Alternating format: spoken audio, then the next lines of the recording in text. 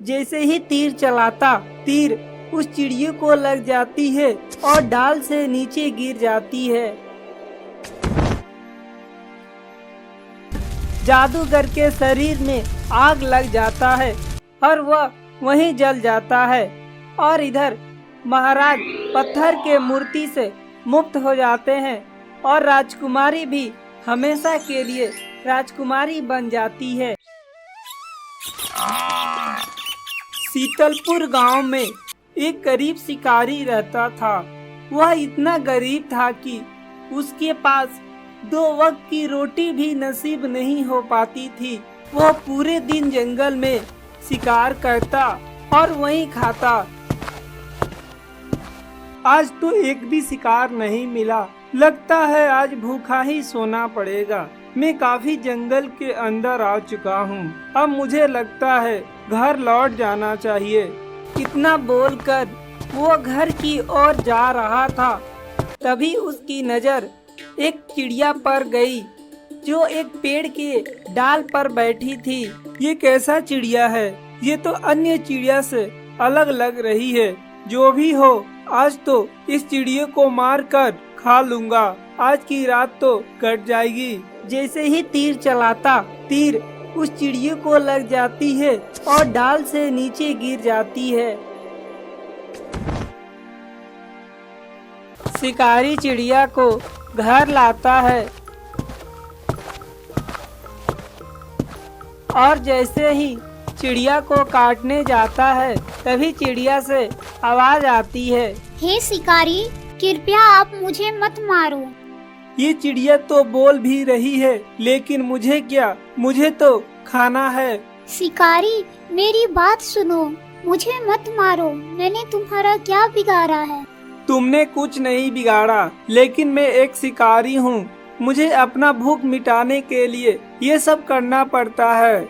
मैं तो इतनी छोटी हूँ, मुझे खाकर आपका पेट नहीं भरेगा। मुझे छोड़ दो। इसमें मेरा क्या फायदा होगा? मैं आपका सारा काम कर दूंगी, बर्तन का साफ सफाई से लेकर खाना बनाने तक का। हाँ, मुझे तुम पागल समझ रही हो। तुम काम कैसे करोगी? आप विश्वास कीजिए, मैं कर लूंगी। आप मेरे पर भरोसा कीजिए। ठीक है, मुझे सुबह होने से पहले सारा काम किया हुआ चाहिए। हाँ, और तुम भागने की कोशिश की तो मैं तुम्हें छोड़ूंगा नहीं। इतना बोलकर शिकारी सो जाता है और इधर टुन्नी चिड़िया एक राजकुमारी के रूप में आ जाती है और घर का सारा काम कर देती है और फिर से टुन्नी चिड़िया बन जाती है। सुबह होती है।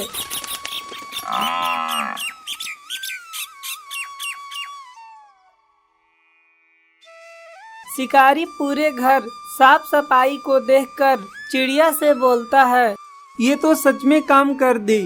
शिकारी डर जाता है और बोलने लगता है, कहीं तुम जादुई टुन्नी चिड़िया तो नहीं हो? नहीं, आप कृपया मत डरिए, मैं कोई जादुई चिड़िया नहीं हूँ। फिर तुम कौन हो? शिकारी ने बहुत पूछा।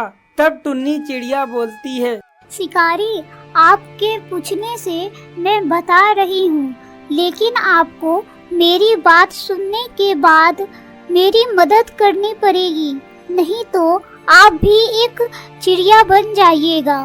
ठीक है, तुम मुझे बताओ, मैं तुम्हें जरूर मदद करूँगा। टुन्नी चिड़िया एक राजकुमारी बन जाती है और बोलती है, मैं एक श्रापित राजकुमारी हूँ। मुझे एक संत ने श्राप दिया था कि मैं ऐसे ही चिड़िया बनकर जीवन यापन करूँगी। आप कहाँ की राजकुमारी हैं और आपके माता पिता कैसे हैं और आपको श्राप क्यों दिया गया? जी, मैं सब बताती हूँ। मैं एक चंचलपुर गांव की राजकुमारी हूँ। चंचलपुर गांव के मेरे पिताश्री राजा है और मैं उनकी पुत्री राजकुमारी सुनैना। एक दिन की बात है, जब मैं एक वृक्ष के नीचे बैठी थी, तभी वहाँ एक कीड़ा आया और मेरे हाथ में काट लिया। ये तो रक्त बहने लगा। ये कौन सा कीड़ा है जो मेरे हाथ में काट लिया और मुझे बहुत तेज गर्मी भी लग रही है। इतना बोलते ही राजकुमारी का नजर एक नदी पर गई। वे बिना कुछ सोचे समझे ही उस नदी में स्नान करने लगी।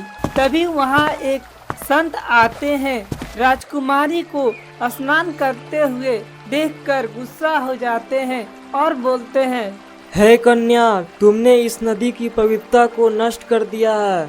इस नदी का जल आज तक किसी ने नहीं पिया और तुमने इस नदी में स्नान कर ली। मैं तुम्हें श्राप देता हूँ, तुम इसी वक्त टुन्नी चिड़िया बन जाओगी। नहीं ऋषि मुनि, आप मुझे ऐसा श्राप मत दीजिए। मैंने कोई इस नदी का पवित्र नष्ट नहीं किया है। कृपया आप मेरी बात सुने। तुमने इस नदी में स्नान करके मेरी वर्षों की तपस्या को भंग किया है। अब तुम इसी तरह इस जंगल में टुन्नी चिड़िया बनकर भटकती रहोगी। नहीं नहीं ऋषि मुनि, मैं यहाँ जंगल में बैठी थी, तभी एक कीड़ा काट लिया।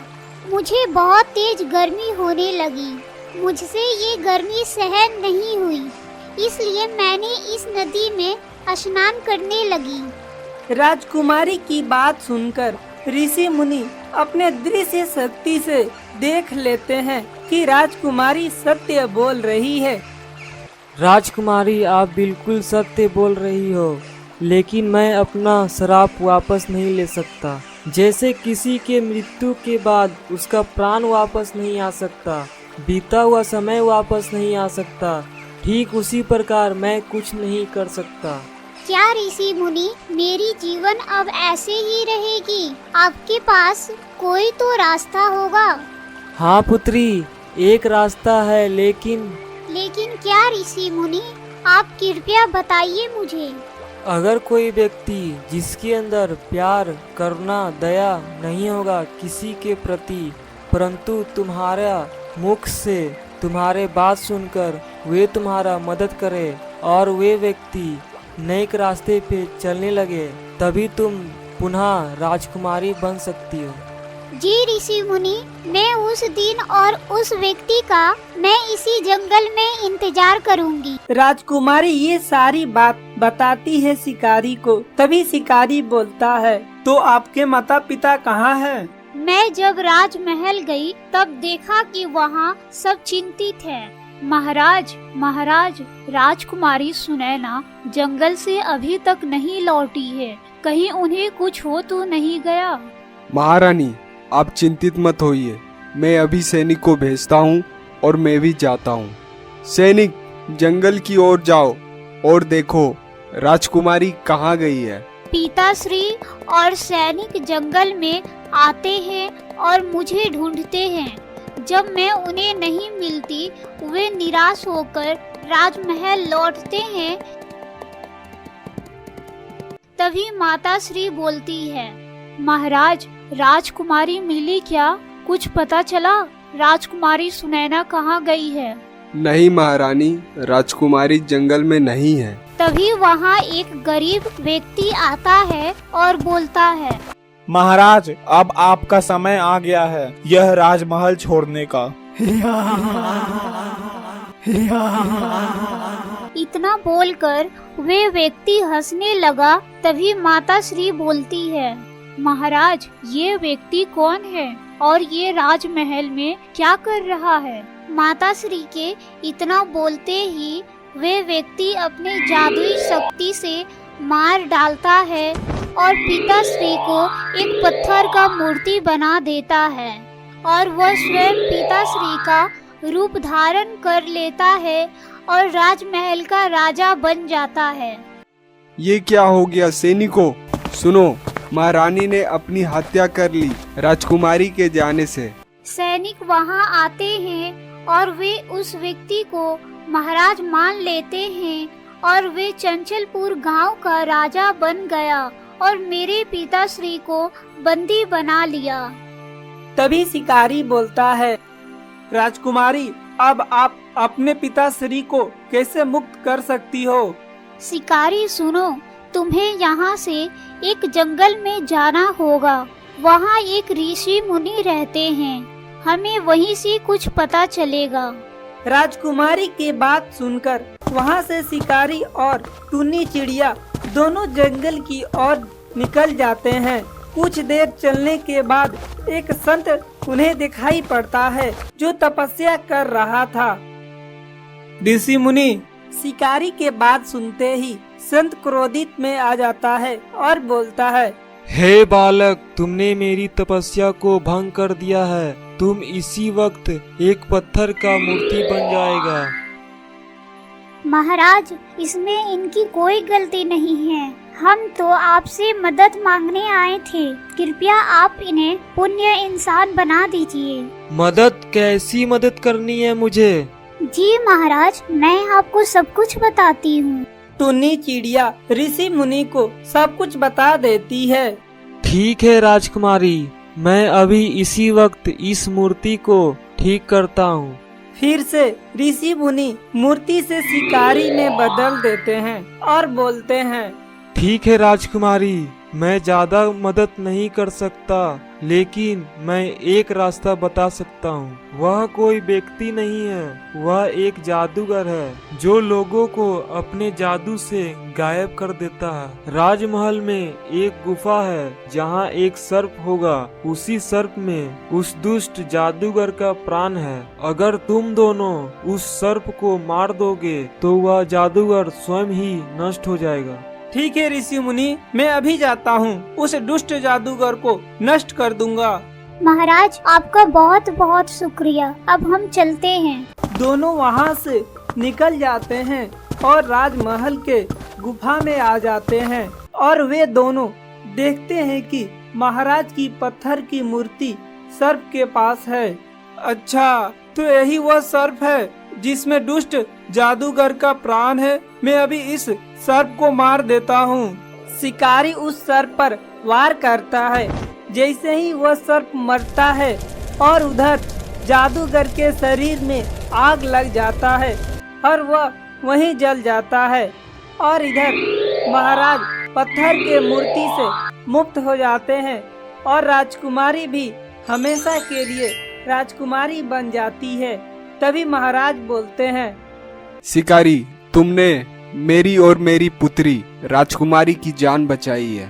तुमसे अच्छा राजकुमारी के विवाह के लिए कोई व्यक्ति हो नहीं सकता। आज ही तुम्हारा राजकुमारी से विवाह होगा और अब से इस राजमहल के राजा तुम बनोगे। ऐसे ही शिकारी का विवाह राजकुमारी से हो जाता है और शिकारी राजमहल का राजा बन जाता है। अगर वीडियो अच्छी लगी है तो वीडियो को लाइक करके चैनल को सब्सक्राइब कर दे